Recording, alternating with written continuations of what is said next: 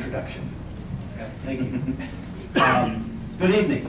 And first off, I apologize for being late. My name is David Brinkley, and I'm running for Congress for the 6th Congressional District, and I'm currently the state senator for the 4th District. And frankly, I was in Annapolis voting.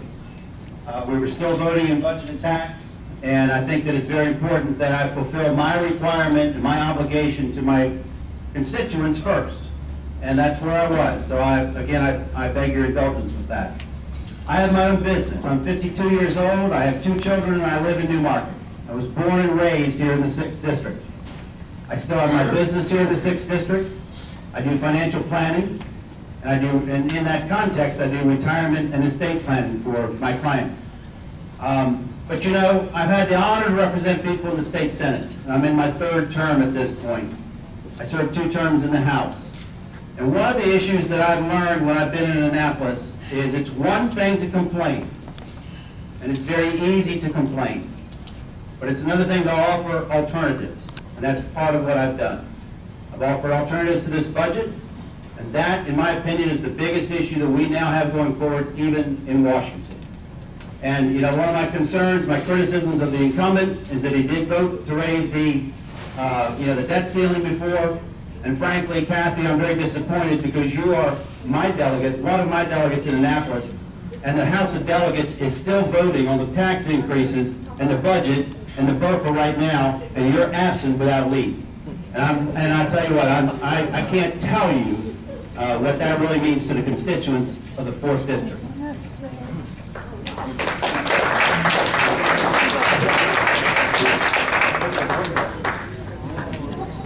I'm Russell Bart, but for nearly 20 years now I've had the honor of serving you. Thank you very much for opening this event with prayer, with what our founding fathers would have done. Thank you. I think I was probably the first congressman to sign on to Michelle Bachmann's Tea Party caucus.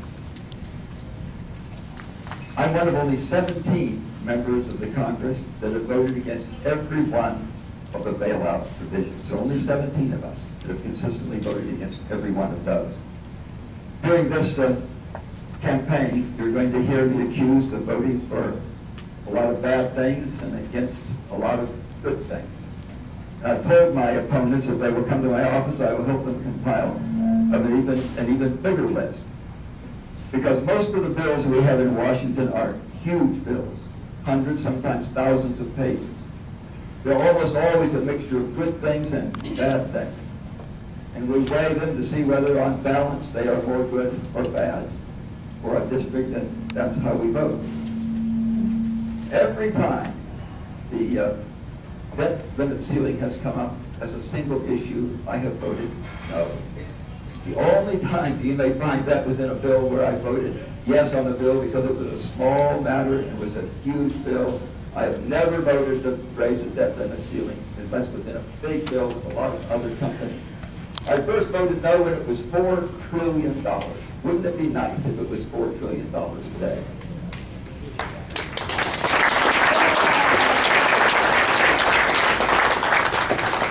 Well, good evening, everyone. I'm Delegate Kathy Afzali. I am going to come out from the dark at the corner and say hello to you.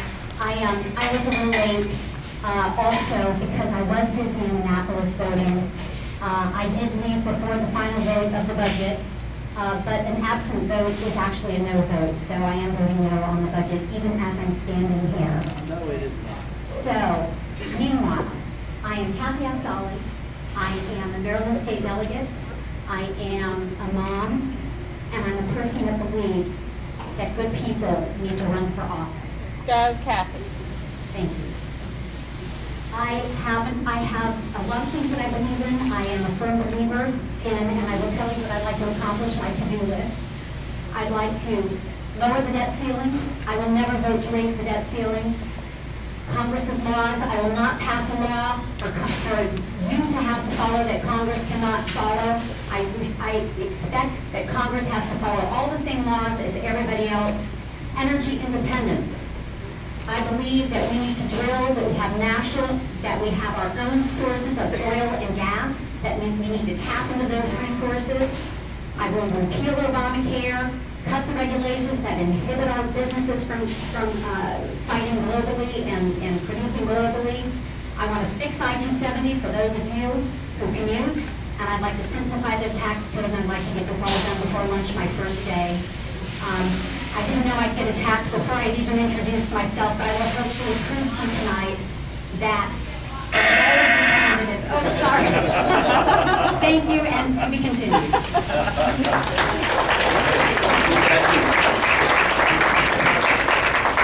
He's very good at that. He'll do Donald Duck impressions too. You can hold on to the mic. We're going to start the questions with Ms. Azali,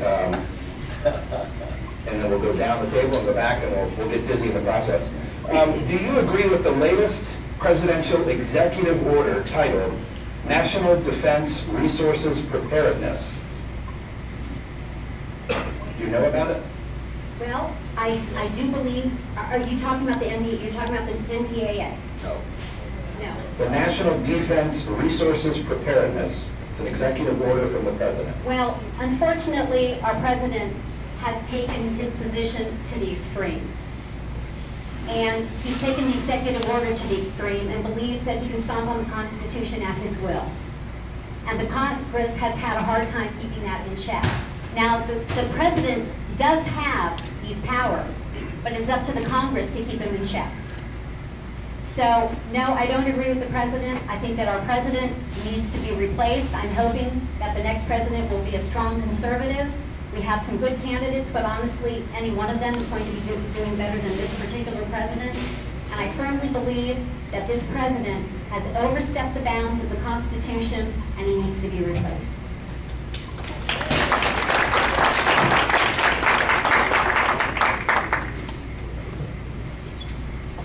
Same question. This is am I on? Yeah. This is a very scary executive order. When it first came to my attention, it didn't even have a number because it was so new. It's just a few days old. But what this executive order says is that the president can just take over. He can tell you what you can do on your farm. He can tell you where the food goes. He can control every aspect of every part of every facet of our society. You know, I have no idea. I have no idea why the president thought this was an appropriate thing to do now. There's nothing that we face out there that could possibly justify such an executive order as this. You know, it's really quite scary. It reminds me of 1984. This is a very scary thing. The Congress has only twice objected to an executive order. I hope this will be the third time.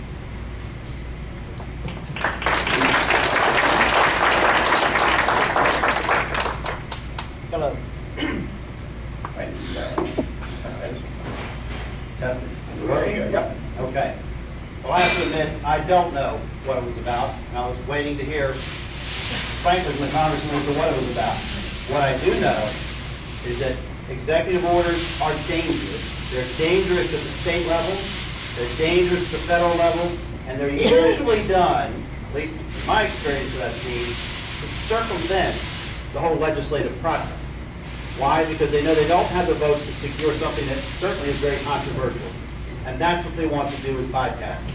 I know that he has been having conversations about controlling some of our access on the internet, communications, everything else, and we can't have that. You know, again, information is what lets us know what's going on down in Washington and Annapolis, and that's a dangerous precedent when we're dealing with any of that. The usurpation of the powers that they pass on to the Congress, which is supposed to be from the people. And when you hear the president doing something like that, it's just flat dangerous. It should be reserved for times of national emergency, and this doesn't fit that bill.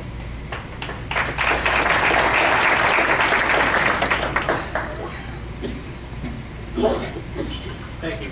I totally agree. I have to admit I did not know what the National Defense Readiness Preparedness Executive Order was, and I'm humble enough to admit that. If I don't know something, I will definitely educate myself on something. I will read the bill before I vote on a bill. But after the congressman enlightened all of us, I don't agree with it. I think it's an unprecedented overreach of federal power. I think this type of legislation needs to go through Congress. We need to start governing for the people, not against the people. We need to stop putting people in a box. Unleash the American people, unleash businesses, and this type of mandate or executive order is going to do nothing but curtail the American dream.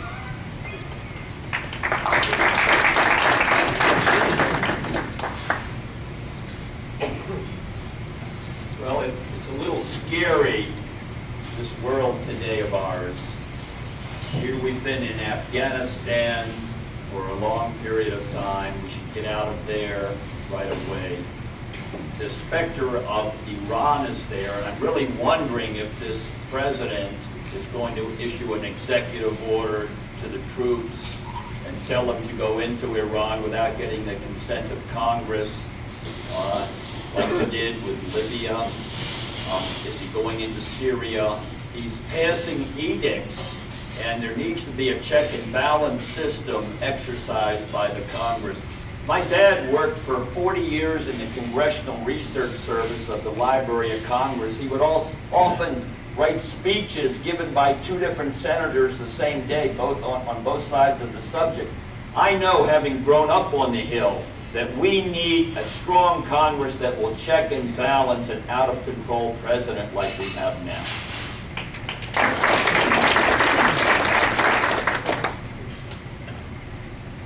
This type of thing is never allowed by our Constitution. I had an uncle, Bill, who sat on top of a hill at the Battle of the Bulge and stopped the Nazis then. But one of the reasons I'm running is because the incumbent voted for the NDAA bill, which included an indefinite detention of U.S. citizens codification. And I see so many similarities, as this lady mentioned earlier, in the 20s. Germany was a constitutional republic. And through the Reichstag fire, the Enabling Act, I see so many parallels with 9/11 and the Patriot Act. And to say that in any case the president has the power to make law, declare martial law, that is not a power in my country I will let stand. And I'm the only one, like I said, and I passed it out, there's a set of enumerated powers. The president can't make law, the courts cannot make law, the agencies cannot make law through regulations, and I will stop that in 5 minutes. Thank you. I happen to have seen that. It's a 5-page executive order. I didn't read it completely. He claims that he has the ability to issue that order under the 1950 National Security Act that was passed during the Eisenhower administration. It gives the president authority to turn over control of almost every aspect of our lives to cabinet-level positions. If you read it, it says the president authorizes the cabinet director to take over this responsibility, and he's delegating basically saying he's delegating his authority to a cabinet-level position. Congress has to cut that back. Congress is continuously advocating their responsibilities. There was the NDAA that Peter mentioned. There was a bill passed last week in Congress, and the president signed it, called the Federal Restricted Building Grounds Improvement Act. Sounds very ambiguous, doesn't it? There's a clause in there that says, basically, the government could determine that a government building, a session of business occurring there that's of national significance, and as a result of that, they could ban our First Amendment rights. That's not American, and that's not what we're supposed to do. Thank you.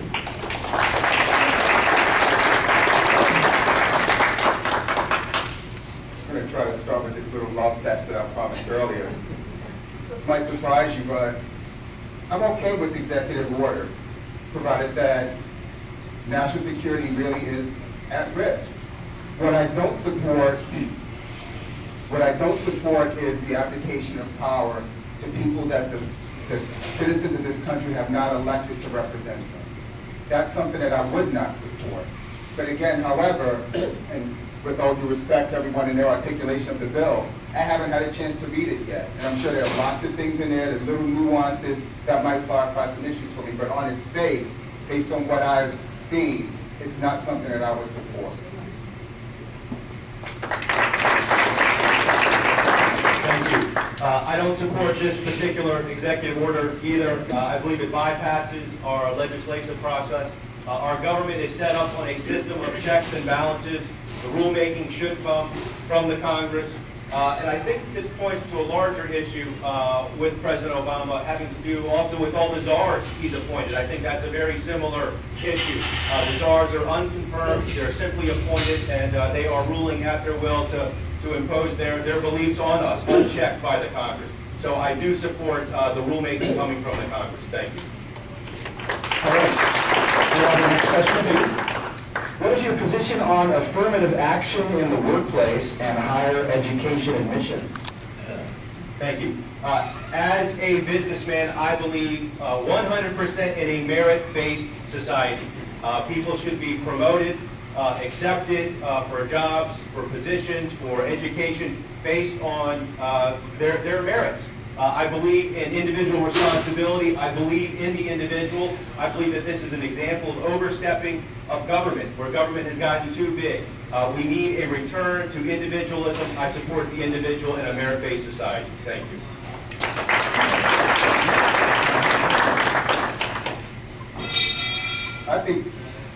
I think we still need some rules as to how we identify who should have access to education in this country. We're not 200 or 300 years removed from, marches on Washington, or, we're not removed from incidences in Florida where, people are gunned down, in ambiguous circumstances. These are cases where people may not have an opportunity unless someone is standing by to make sure that opportunities present themselves to people. I know it's a contentious issue, and I don't know how we address the imbalance or the inequities of access to education or everything else, but I can tell you that, as much as I love this country, we still have a lot more growing to do, and until we can articulate a place where everyone feels like they're being treated equal, these rules need to be enforced.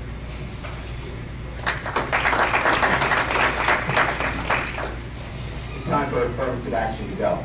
It's done its job. It did its job in the 60s, it did its job in the 70s. We don't need affirmative action any longer. People have to be able to succeed, as Brandon said, on their own merits. There's no reason for somebody to get an unfair advantage over somebody else because they're a certain ethnic group or they're from a certain socioeconomic background. That's not leveling the playing field. The playing field has to be leveled at this point in time. Our children who are going to the University of Maryland are being bumped out by people who are coming in under affirmative action programs from other states. With the in-state tuition bill, there's a chance that our children will be bumped out because of levels and quotas. We don't need quotas any longer. We need a level playing field and everybody achieving and moving up to the best level that they're capable of being, the best person they're capable of being, and not with the government saying, we're going to help you get to that level. Everybody should have the same opportunities. This is America. We don't need affirmative action any longer as far as I'm concerned. Thank you.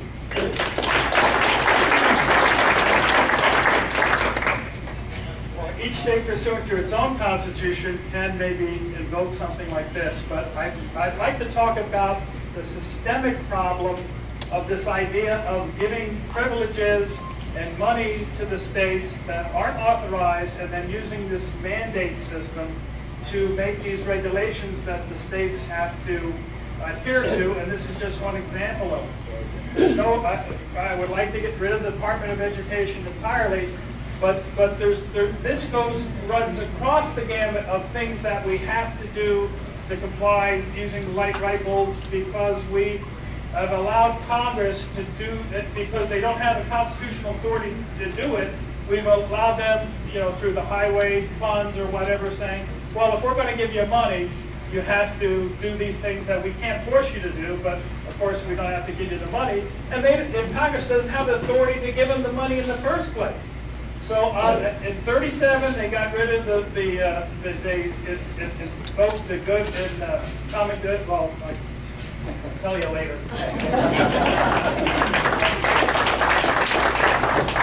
Well, I would attack the situation by saying that if someone was discriminated against because of their race or their sex, then there should be some intercession. For instance, I had a case some years ago against the Montgomery County attorney who was supposed to enforce the sex discrimination laws. And he hadn't had a female attorney in his office since 1939.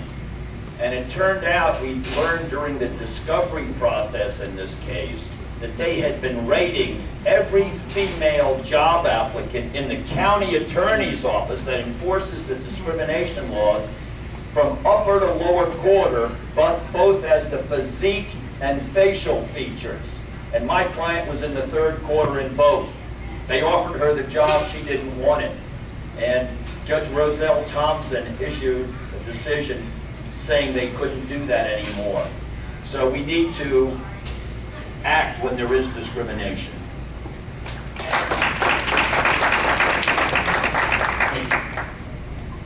I believe in diversification, and especially since America is the melting pot of the world.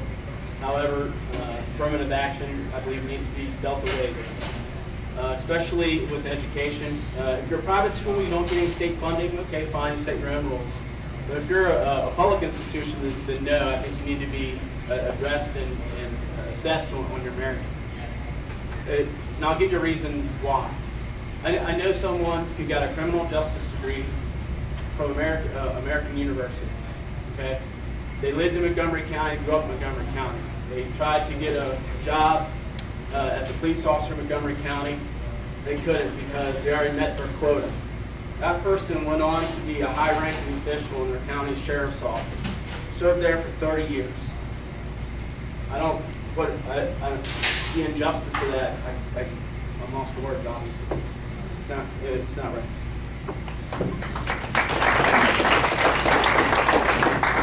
Those are all good answers, but I thought the question had to deal with right to work. Repeat the question. Sure. What is your position on affirmative action in the workplace and higher education standards? Okay, then I guess I was hearing the right answers to the right question. Sorry about that. I thought I heard right to work in there somewhere. Workplace. Well, okay, but yeah, affirmative action. I think it's gone its course. You know, look, especially when we're dealing with legislation in Annapolis now, dealing with minority business enterprises. Why? So that white men in depressed areas, such as Cumberland, Allegheny County, and let's face it, we're all running for Congress to represent Western Maryland and the western part of Montgomery County, so that the jobs can come to some contractors that are there, instead of going to some minority contractors that are in Pittsburgh, or Philly, or Baltimore, for projects in Cumberland. And the same would hold true for out here. We have qualified businesses that can do things here, and that's where we need to be able to put our people back to work. You know, yes, we have to fight discrimination everywhere we find it, so I'm not going to turn my back on that. But at the same time, tremendous gains have been offered, but we're discovering now at the expense of a whole other group of people.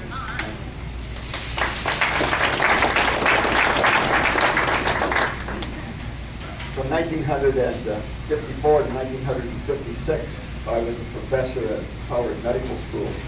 That's a black school in the district. At the end of those 2 years, it suddenly occurred to me that I was no longer seeing people as white or black or Oriental. We had a lot of Orientals there. I was seeing them as dull or bright, as cheery or sour. I was like, gee, isn't that where we ought to come to? I worked 8 years for IBM, and that was at the height of this affirmative action program. I can't remember us hiring a single white male at IBM during those 8 years, because we were hiring blacks and we were hiring women. I agree with Martin Luther King that we ought to be judged by the content of our character and not the color of our skin. Thank you.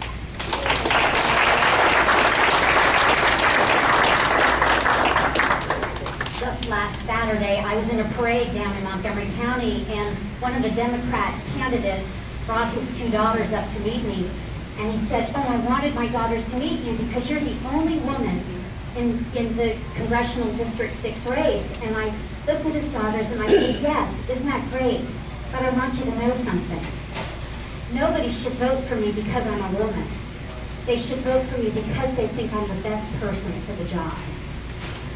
And I told them they needed to work hard, they needed to educate themselves, and they needed to prove to themselves that they were the best person for any job and to work hard in their lives, and that's what I sought to do in my life. I think that affirmative action has basically overstayed its usefulness.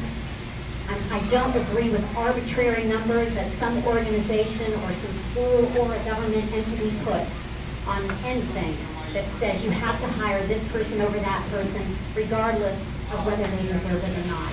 We should be a merit-based society. Thank you. We'll start at this end with Delegate Abzalo. Do you think the children of illegal immigrants should automatically become U.S. citizens? Well, I don't, and I'll tell you why. Some of you might know my story a little bit. I am married to a legal immigrant. I was very active in the petition drive. I worked very closely with Delegate Parrott. I was the Frederick County Chair that led the petition drive. I led the fight, the debates on the TV and even on the radio. I believe strongly in our immigration laws, that we need to enforce our immigration laws, that we need to secure the border, and that in this moment in time, if someone comes in pregnant and drops a baby in order to get that citizenship paper, I think we need to reconsider that. Now, we want to be a welcoming society. We are the land of opportunity. We have people lined up at our gates, fighting to get in. Why should we allow people who haven't done it fairly to step in line in front of those people who've waited patiently to come into this great nation to receive those opportunities that you and I have had? So I believe that we need to relook at whether or not they get automatic citizenship. Thank you.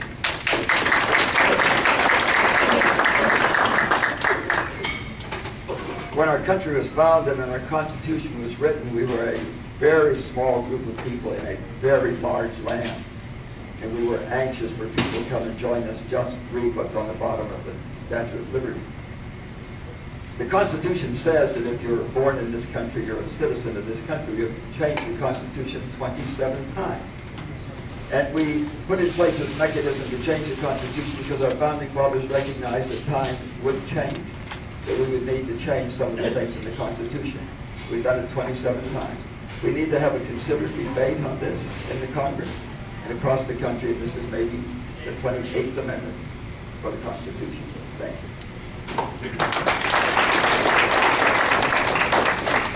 Well, and as much as we dislike some of what we see with the issues we're dealing with illegal immigration, the Constitution says that's the law of the land, and that's what's going to happen.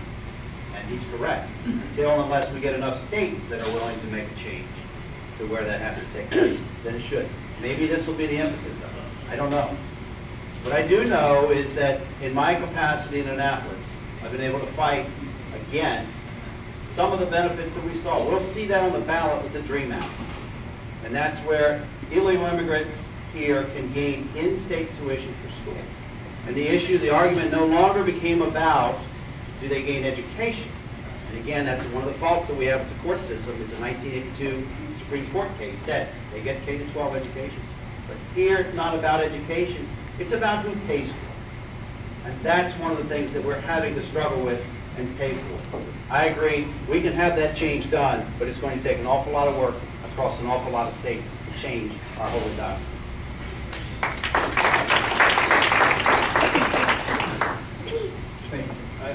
No, I don't believe children of illegal immigrants should be a citizen just for the sake of them being born here. I know it's a part of the Constitution, but we need to work on amending the Constitution, so that's the language of the Constitution. The issue is benefits. Our country spends $85 billion annually for welfare, food stamps, health care, education for illegal immigrants. Here in Maryland, $1.7 billion. Montgomery County is a sanctuary, they have sanctuary cities. Their deficit, $1.6 million. If you look at how much money they provide in benefits to illegal aliens, that's basically their deficit right there. They would not have a structural deficit. So we need to eliminate the magnet for people coming over here, having babies, and reaping the rewards of our benefits that's funded by you all and me and everyone up here, taxpayers.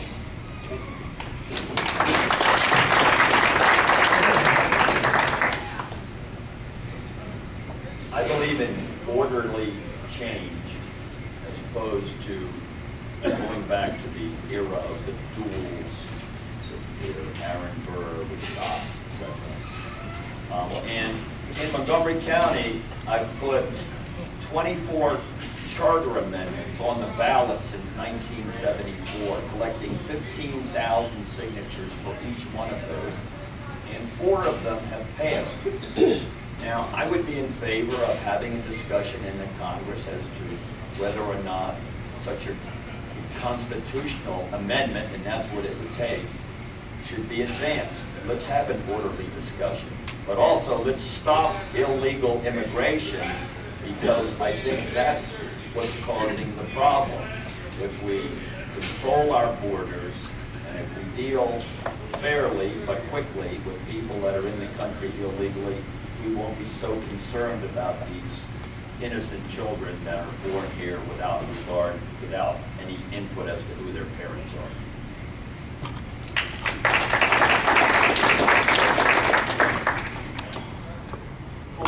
I'm part Cherokee, and as far as I'm concerned, you're all illegals. Let's start there.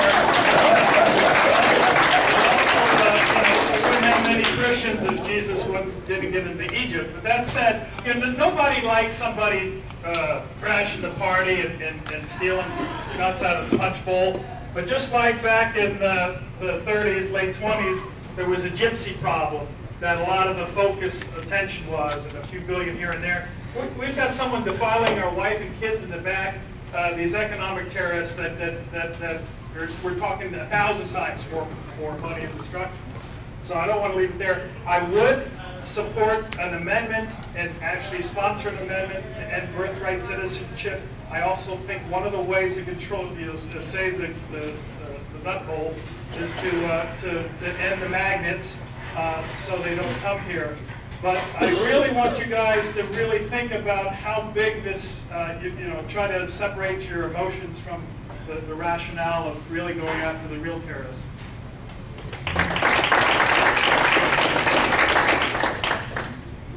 For a while there, I had forgotten the question. Thank you for reminding me. I agree with it. Birthright citizenship should be reserved for children of U.S. citizens, either citizens that are born here or naturalized citizens. The immigration problem is bigger than just birthright citizenship. We don't enforce our immigration laws. We have immigration laws on the books. If we enforce them, right, we would not have the problem that we have with illegal aliens today. And immigration isn't illegal. It's illegal aliens coming into the country. Right? We have to enforce our current immigration laws. We have to prevent the benefits from going to people who come here illegally, people who are not entitled to those benefits. Deny benefits to states that define themselves as sanctuary states for illegal aliens. If we sour the milk, we stop providing benefits, we stop providing U.S. citizenship for people who come here and have their children here in the country, we will sour the milk and they will stop coming and they will come here legally. And the people that are here legally, that come in from different countries, will be better off for it and will be better off for it. Thank you.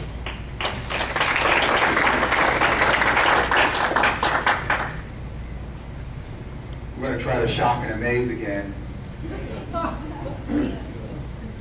Actually agree that birthright citizenship is a constitutional right. And if the constituents and the people in this country want to change that, then we need to offer a constitutional amendment. That's not one that I would support, but I think that's the way we go about changing. Illegal immigration is a problem in this country. Everyone up here will agree that it's an issue. We need to secure our borders, but we also need to figure out a way. We need an amendment. Thank you. I do not believe children born in this country to the parents of illegal aliens deserve automatic birthright citizenship. I support deportation for illegal aliens. I have witnessed over the past 20 years the destruction of Montgomery County, a lot of it at the hands of illegal aliens. Look, as a businessman, I know that this economy is not going to fully heal until we have real immigration reform. Our labor markets are not going to heal until we have real immigration reform. It is almost impossible to earn a living now in this country, in this district, as a carpenter, as a mason, as a roofer, as a painter because of illegal aliens. These are honorable working class, middle class professions that have always provided for home ownership and families and college educations. We have to deal with this immigration problem, and I do support the deportation of illegal aliens. The next question from the audience. What are your thoughts on the issue of able-bodied persons collecting long-term welfare, food stamps, and other benefits? And do you have a plan to end this? Stay here. Thank you. Again, look, it's tough to be a Republican down in Montgomery County. It's tough to be a conservative. I've seen how the big government, the socialists, have destroyed Montgomery County. We're talking about entitlements. We're talking about poverty. There are many people now that collecting entitlements, living in poverty, it's a career. It's what they do for a living. It's their occupation. Down in Montgomery County, we pay people up to $60,000 a year to live in the county. These are an incredible amount of dependence that the taxpayer has. We cannot afford it. I support entitlement reform. Here in Maryland, we have the third largest level of food stamp fraud out of all the 50 states. So there is a lot of room to do reform here. We have to reduce the number of dependents that the at-large taxpayer is supporting. Thank you.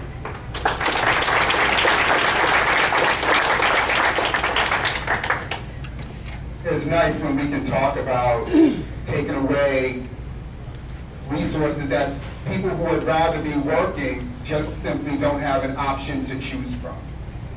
You know, the number of people on welfare rolls, regardless of race, gender, or ability, are, especially these days, people that simply cannot find jobs and need a way to provide for their family. Yes, like many of those people, I would love to see them back to work. And as a congressman, I would do my best to make sure that there were jobs available for those who are able-bodied and willing to work. But we need to also make sure that those that don't have a skill set to do a job that will pay for them to provide for their family get the training necessary so that they can be a part of the workforce as well. We can't simply pull the rug out from people regardless of their situation.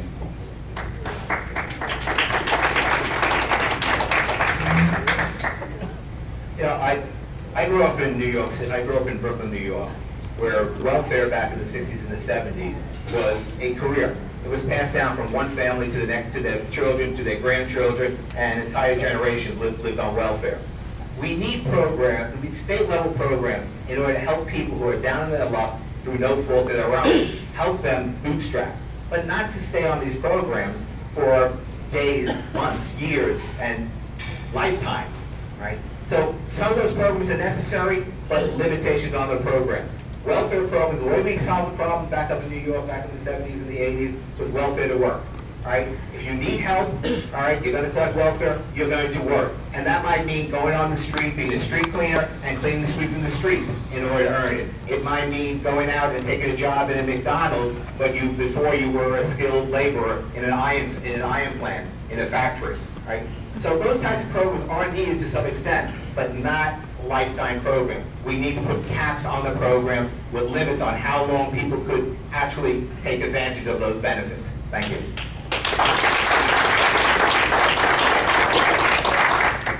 This is a defining moment, defining question of me as a candidate. Read those enumerated powers. There's nothing in the Constitution where the people, God grants us our rights. The people, we the people, granted limited rights to Congress. There is no right to provide at the federal level these kind of benefits or any entitlements. Now, what difference does it make? I'm not talking about pulling the rug out from anybody, just making a state of Maryland rug. And believe me, we got enough Democrats down there that they're not going to let anybody fall through the cracks. But to me, I couldn't in good conscience. I'm going to go to Congress and I'm not going to lie to you and I'm not going to steal from you. And they had a story about Davy Crockett where they wanted to give money for the fire in Georgetown, and Davy Crockett said, no, we don't have any authority. But across the board, that's the issue. It's not, of course I have compassion. Thank you.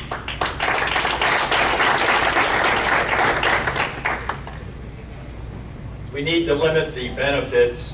Unemployment for 2 years is too long. But at the same time, we need to create jobs here for the people who aren't working. Let's look at a company you all know, Apple. I'm a stockholder. You know they have 500,000 jobs in China and Japan and only 10,000 in the United States. It's the wealthiest U.S. corporation. There's something wrong. They're holding $100 billion overseas.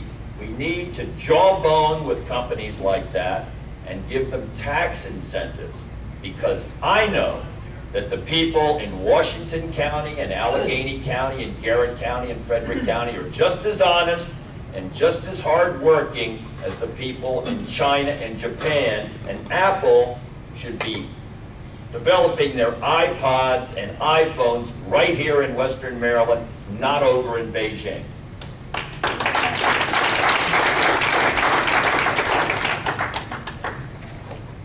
I do support short-term, entitlements, jobless for able-bodied persons. 99-week unemployment is far too terribly long, as Newt Gingrich says. That's an associate's degree, for crying out loud. You have folks on TV just the other day. They're calling welfare Obama bucks. What does that tell you? You know, they're just standing out, just waiting for a paycheck. They don't care what it is. They just know it's free and they want it. We hear about the 1%, right? This is turning into a class warfare. What about the 47% that don't pay taxes? Only 53% of us pay taxes. I believe in a flat or fair tax to broaden the tax base. Everybody uses essential services, national defense. Everybody should contribute to society.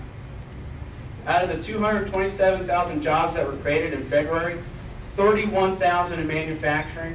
How many in construction? 0. Stop stimulus, stop taking money out of the private sector, and reduce regulations to turn the country around. Thank you. You know, it's interesting because we do have an incredible social safety net system, and I think some of it's needed. But is all of it needed? No. Part of the problem, we have an illegal immigrant problem. It's because we have people willing to come to this country, put life and limb at risk, to do the jobs that able-bodied people here aren't willing to do. And that's one of the challenges that we have, is we have kids who won't go to do work. They won't go mow some lawns or do something like that. That's one of the challenges I see. I mean, when we try to get some people to come out and say, we want you to do this. Well, no, there's no incentive there for them to do it. Why? Because there's no pain for them not to. There needs to be a certain social safety net. And we have gutted our charities that historically have provided that. Why? Because the state or the federal government have stepped into it. But at the same time, we have got to get back to the point where some people really get that desire to go back to work. And we've coddled some of this. Not everybody, but some there. Thank you.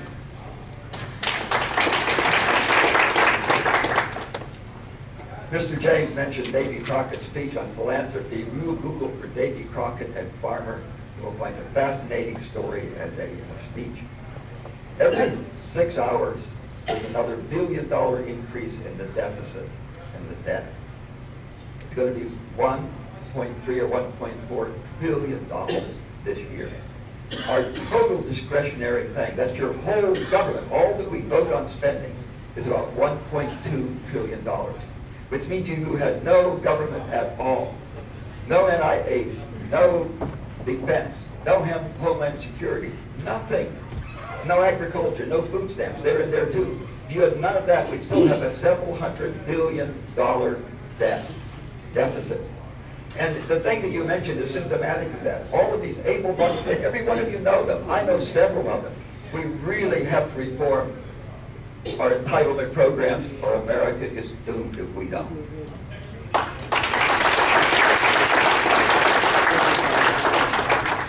Well, I do disagree that there are jobs Americans won't do. I think Americans will do those jobs and want those jobs, especially here in Western Maryland. I have situation just a few weeks back, actually. A constituent of mine called me. He was a landscaper. And he told me that he was paying out unemployment. He had to lay off some of his people because obviously the economy isn't so great. And then he got some work and he wanted to rehire that fellow after he'd been collecting unemployment. The fellow didn't want to come back to work, but continued to collect the unemployment, costing this company money. And this is what's happened with them extending this unemployment. There are people who are ready and able to work, but they don't want to go back to work because they want to stay on the subsistence of the unemployment check. So while there are some people who need that check, and I understand there are people who are genuinely unemployed, there are people who take advantage of it, and there needs to be checks and balances to make certain that this doesn't happen.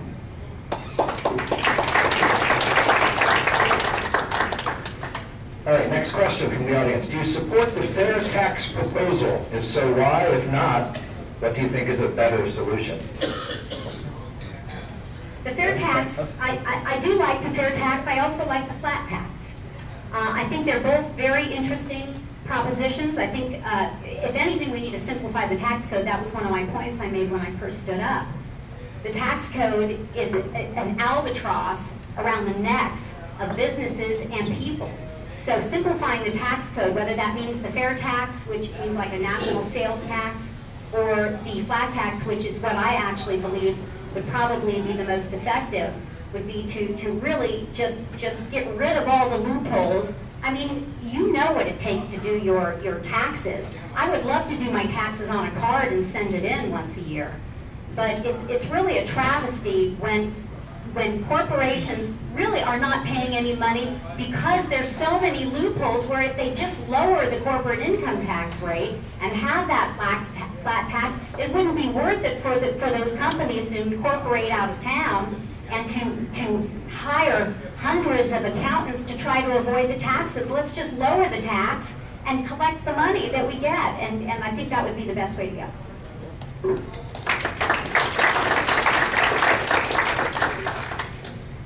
I'm a big fan of the fair tax, which I guess most people understand is a flat tax on consumption. The tax burden is the sum of two things. It's the taxes you pay and the cost of compliance. And if we remove the cost of compliance, then it would essentially totally go away with a flat tax on consumption. By the way, you got to repeal the 16th Amendment when you do that, or the government will end up government spends all the money that you give it and as much more as it can get away with. The only way to control government is to starve it. I'm a big fan of flat tax on consumption. I don't want to have any deductions. I just want to not tax things that poor people need. The basic car, I won't tax potatoes. I'm sure going to tax potato chips. I'm not going to tax vegetables. I'm sure going to tax soft drinks. I just don't want to tax the things that poor people need. Our tax revenues would be increased without increasing the tax burden, because if you roll the compliance costs in, you could get more tax revenues and no increased tax burden with a fair tax.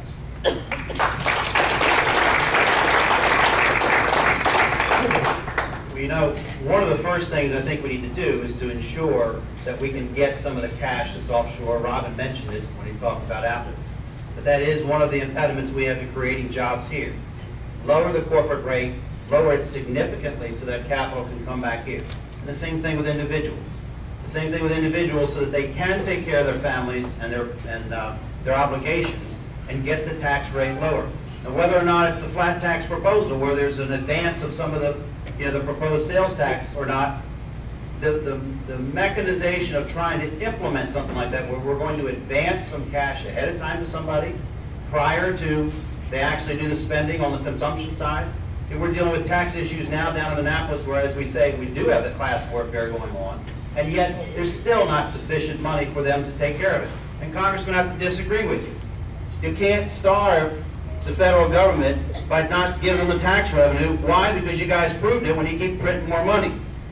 And we're continue to go into more and more and more debt because they can print their own cash to do some of that stuff. So that won't work. It hasn't worked. Thank you. Senator Brinkley's exactly right. I think we need to audit the Fed. You know, why do we keep having quantitative easing and printing of money and inflation to kind of manage the debt that our country's facing today? I do support the fair or flat tax. Really, either one is certainly better than what we have today. I'm actually educating myself a little bit more on the fair tax, understand the flat tax a little bit more. My only concern with the fair tax, and it could just be something that I don't fully understand quite yet, is that I'm a little concerned, like when someone purchases a house, you know, adding that additional tax into your loan, and then you have to pay interest on that additional money. But anything that you can do to broaden the tax base, get everybody involved in paying into essential services, national defense, have a sense of ownership for society, is definitely a plus for America. It's a benefit for everybody. And there's no class warfare involved in that.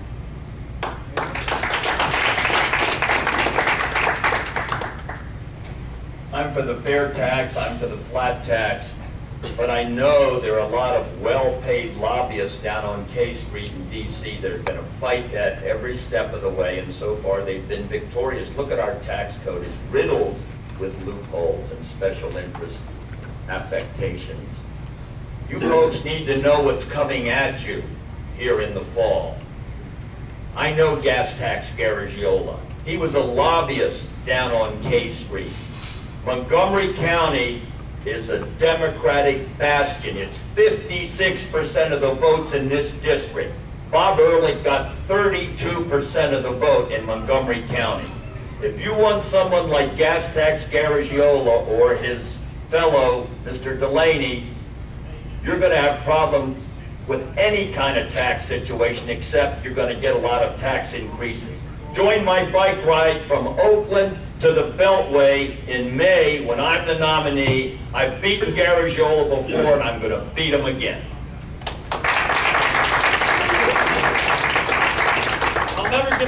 I'll never get through this in a minute and a half. First of all, I'm going to go out on a limb here. I'm the no tax guy. You know, if we go to a flat tax and fair tax, they're going to figure out some way to. And imagine how much government's going to get into the federal government's going to get into our lives. If we just uphold these enumerated powers, and hopefully you'll pick it up, the income tax is only like maybe 40% of the total expenditures. If we got down to, we're talking about 10% of what we're spending now. And the big lie I keep hearing over and over again, oh, the government prints the money. That's a bunch of BS. Go to my website, Peter James 2012, watch the Money is Debt video. The government has to go hand and beg the bankers to loan them money, and the last time, and we can, Congress can issue the money from the Treasury. The last time Kennedy tried that, he was dead in 6 weeks. But that's a solution. We could go and issue money, at least we wouldn't be paying the interest on it. But find out how money works. It's amazing.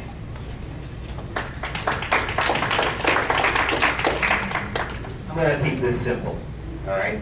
I support the fair tax or flat tax. I've looked into both of them, and both of them work fairly well.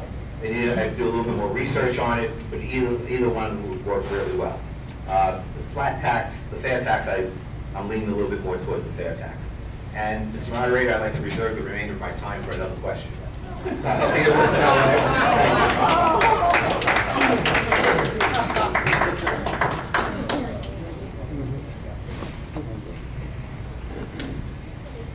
I think like every other tax policy, there are nuances about it that I disagree with. What I will support, what I will say I support, is fair taxes for everyone. That means everyone pays their fair share.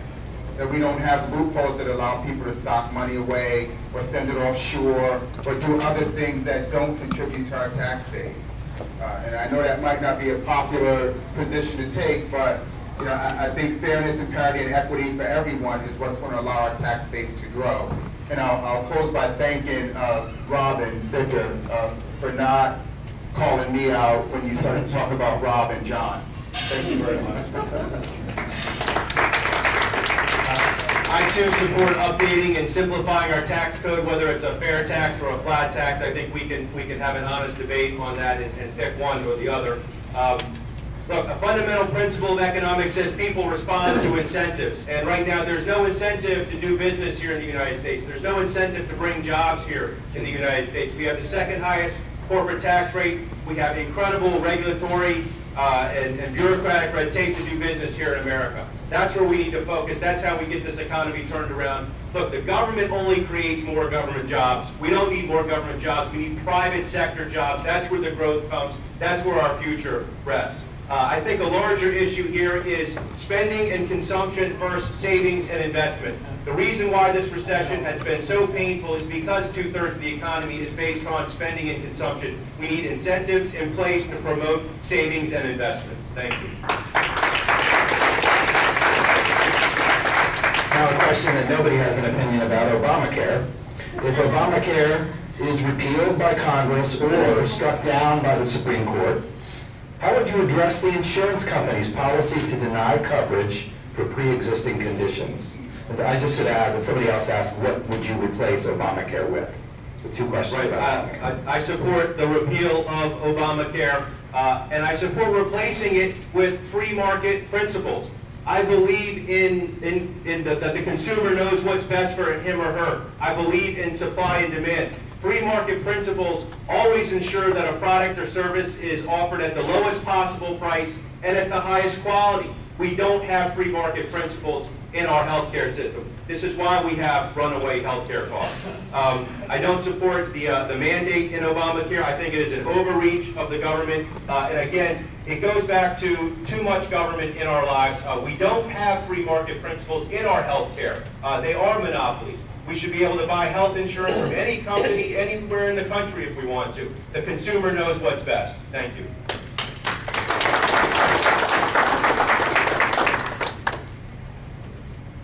I'm going to be one of the people that votes to make sure that it doesn't get repealed. Because I think it's important that everyone have access to health care in this country. And we'll disagree on that. Again, everyone in this country should have access to health care. We shouldn't deny people access to health care because of pre-existing conditions. I look at this room, and many of you in here are women. And as a woman with a uterus, technically you have a pre-existing condition. And that is something that will prohibit you from having access to health care as defined by many of these privatized insurance companies. I'm going to make sure that people that want access to health care do have it. And I think it's important. I think in 20 years we'll look back and we'll kick ourselves and say, I think we made a mistake, and I'm glad that we have access for everything. All right. Like I said, no opinion. I don't think anybody up here would argue that we have to repeal Obamacare. Except for we'll get on a break there. Free market and free enterprise, free market principle. If we open up the healthcare system is opened up, that you could buy insurance in New Jersey from a company in New Jersey. You can buy insurance from a company in California. You can buy insurance across state lines. That'll go a long way once Obamacare is repealed. Pre-existing conditions. Right? A lot of insurance companies today, some of them will cover pre-existing conditions, and they'll move forward. Healthcare accounts for 1/6 of our economy. 1/6 of the economy. Administrative reform in healthcare, administrative overhead of healthcare accounts for another 1/3 or more of the cost of healthcare. We have to repeal Obamacare. It is the greatest move towards socialism that this country has ever taken.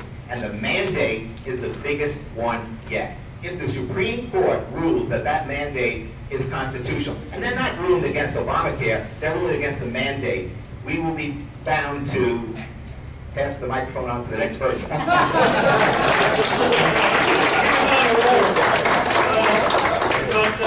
First of all, going back, you know how I'm going to vote. There's no constitutional authority.